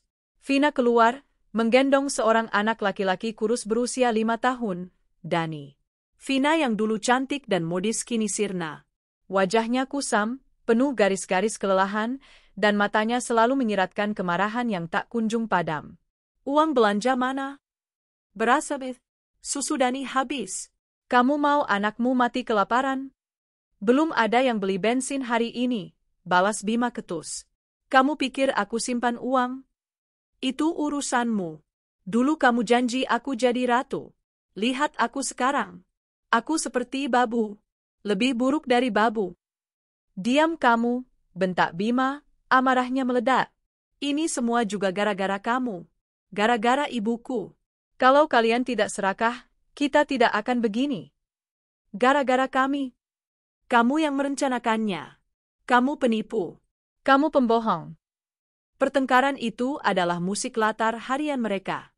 Dani, putra mereka, hanya diam mematung, memeluk kaki ibunya, matanya penuh ketakutan. Dia adalah anak yang tumbuh dalam kebencian dan penyesalan. Dari dalam rumah petak, terdengar suara rintihan. Bima rumahku. Arini jahat. Arini mengambil rumahku. Itu suara Buati.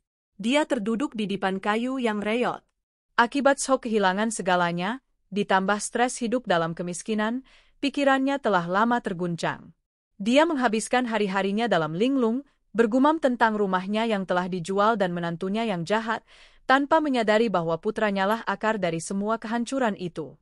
Bima memegangi kepalanya yang pusing. Ini adalah nerakanya. Setiap hari, ia disiksa oleh jeritan istrinya yang membencinya, rintihan ibunya yang gila, dan tatapan takut putranya. Di atas meja kasir kiosnya yang reyot, tergeletak sobekan koran lama yang dipakai sebagai pembungkus. Di sobekan itu, sebuah foto kecil menarik perhatiannya. Wajah seorang wanita cantik dan berwibawa. Arini. Judul di bawahnya terbaca, Arini sukses membawa PT Gemilang Karsa tembus pasar Eropa. Bima meremas sobekan koran itu hingga hancur di tangannya.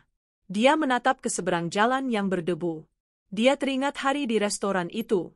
Hari di mana Rian melihatnya dan berteriak, "Itu ayah!" Dia teringat bagaimana dia dan ibunya menertawakan Arini, menganggapnya halusinasi. Kini Bima sadar. Dialah yang selama ini hidup dalam halusinasi. Dia pikir dia adalah seorang raja, padahal dia tak lebih dari bayangan yang bergantung pada cahaya istrinya. Saat Arini mematikan cahaya itu, Bima pun lenyap, ditelan kegelapan yang ia ciptakan sendiri. Malam itu, di penthouse-nya, Arini sedang menyelimuti Rian.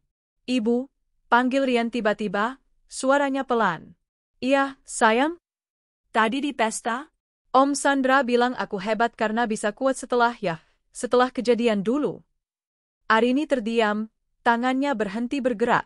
Aku tidak terlalu ingat ayah, Bu. Aku hanya ingat dia di foto. Dan hari itu di restoran. Wajahnya yang marah. Arini duduk di tepi ranjang. Itu sudah lama sekali, Rian. Apakah ayah orang jahat? Ini adalah pertanyaan yang Arini tahu suatu saat akan datang. Dia menarik napas panjang, memilih kata-katanya dengan hati-hati. "Ayahmu," katanya, menatap mata Rian, "adalah orang yang membuat pilihan yang sangat buruk. Pilihan yang egois, yang menyakiti ibu, dan menyakitimu. Dia tersesat." "Jadi dia jahat?" "Dia menjadi jahat karena pilihannya, sayang. Tapi yang penting bukan itu. Yang penting adalah, kita tidak membiarkan pilihan buruknya menentukan hidup kita. Ibu memilih untuk bangkit. Dan kamu memilih untuk tumbuh jadi anak yang hebat. Itulah yang berharga." Rian tersenyum. "Aku sayang ibu. Ibu lebih sayang kamu." Arini mengecup kening putranya, mematikan lampu, dan menutup pintu kamarnya pelan. Dia berjalan ke balkon. Gemerlap lampu kota Jakarta terbentang di hadapannya seperti hamparan permata. Udara malam terasa sejuk. Dia tidak lagi memikirkan Bima. Dia tidak lagi memikirkan Vina atau Buati. Mereka bukan lagi bagian dari dunianya. Mereka hanyalah gema dari masa lalu yang telah lama hilang, tertelan oleh kebisingan hidupnya yang baru dan bahagia. Arini memejamkan mata, menarik napas dalam-dalam, dan merasakan kedamaian. Dia telah memenangkan perang. Dan yang terpenting, dia telah memenangkan kembali hidupnya.